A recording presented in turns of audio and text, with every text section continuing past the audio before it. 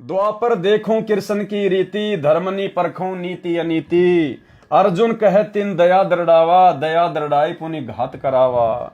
गीता पाठ के अर्थ बतलावा, पुनि पाछे बहु पाप लगावा।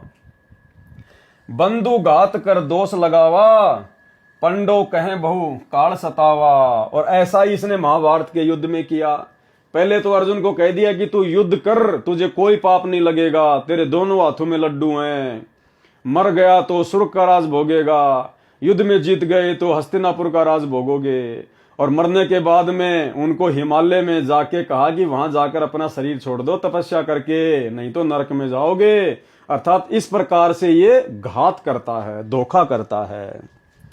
भेजी हिमालय ते ही गड़ाए, छल अनेक कीन यमराए। पतिव्रता वृंदा व्रत टारा, ताके पाप पहने अवतारा।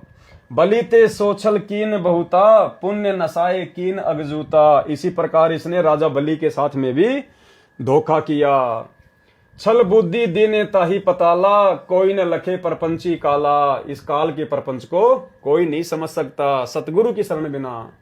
52 स्वरूप होए प्रथम दिखाए, पृथ्वी लीन पुणे सवती कराए। सवस्ती कराई तबे प्रकटाना, दीर्घ रूप देखी बलि भय माना।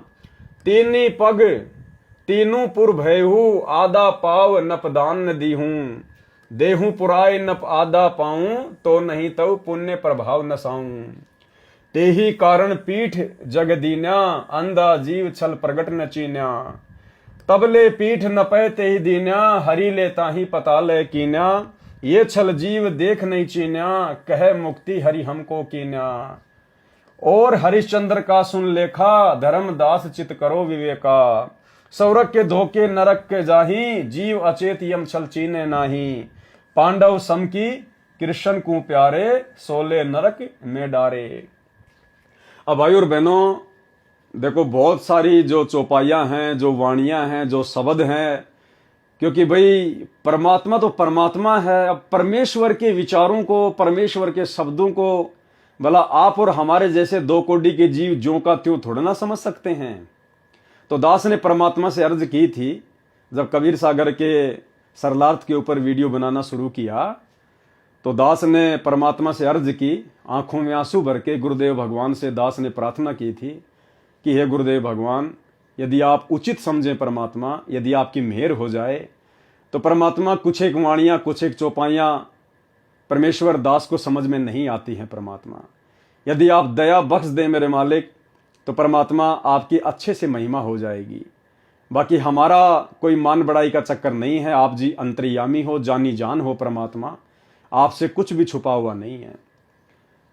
तो पूज्य गुरुदेव भगवान ने दास से कहा, कहने का मतलब है कि दास को परमात्मा ने अंदर से प्रेरणा की और दास के अंदर परमात्मा ने विचार दिए कि भाई अगर सारी वाणियां अगर तेरे समझ में आने लग गई और यदि तू अच्छी प्रकार से हर वाणियों का खुलासा करने लग गया, तो बेटा बाकी जो तेरे भगत भाई बहन है ना, वो भी तेरी तरह 2 कोटि के जीव हैं।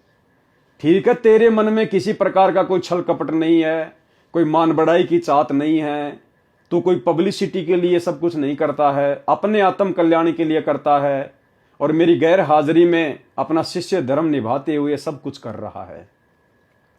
लेकिन बेटा तेरी तरह जो तेरे अन्य जो भगत भाई बहन हैं, सबको तो समान रूप से सदगुरु की पहचान नहीं होती ना, सबको तो नाम लेते ही इतना ज्ञान नहीं होता ना।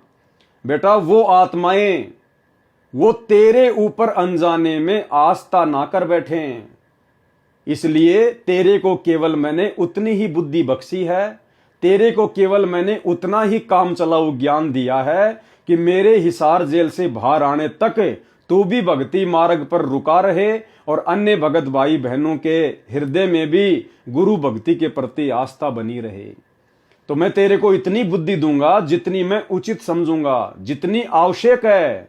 भले इन वाणियों का अर्थ तेरे को ठीक ठीक से समझ में नहीं आ रहा, बहुत सारी वाणियों का, लेकिन भले इन वाणियों का अर्थ समझ में ना आए, अगर इन वाणियों को तू पढ़ेगा और भाई बहन तेरा वीडियो देखेंगे या अन्य कोई भगत भाई बहन अपने घर पर इस कबीर सागर के सरलार्थ को पढ़ेगा या वीडियो के माध्यम से देखेगा सुनेगा तो लाभ उतना ही मिलेगा। इन वाणियों का, मेरे कर कमल से लिखित इस पुस्तक को पढ़ने का सुनने का उतना ही लाभ मिलेगा, चाहे ये वाणियां समझ में आओ चाहे ना आओ। इसलिए जैसा आपको प्रेरणा की जाती है आप केवल उसी हिसाब से आगे बढ़ते रहो।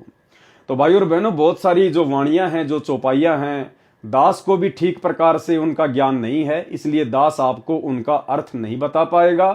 क्योंकि मेरा मकसद कोई मान बढ़ाई नहीं है कि मैं आपको झूठ सूच में उनका उल्टा सीधा व्याख्या करके बता दूं। भाई मैं परमात्मा का दोषी हो जाता हूं। इसलिए भले हमारे को अर्थ समझ में आए ना आए, जितना आ रहा है परमात्मा के आशीर्वाद से आप और हमारे लिए उतना ही आवश्यक है। जितनी खुराक की हमें आवश्यकता होगी परमात्मा उतनी खुराक खिलाएंगे। तो भाई और बहनों, ये परमेश्वर जी की दया है, परमेश्वर की मेहर है, जो परमात्मा ने इस नीच को, इस तुच्छ दो कोड़ी के जीव को इस लायक तो समझा, इस लायक तो परमात्मा ने बनाया कि परमेश्वर ने भाई बहनों के बीच में साथ संगति के लिए खड़ा कर दिया।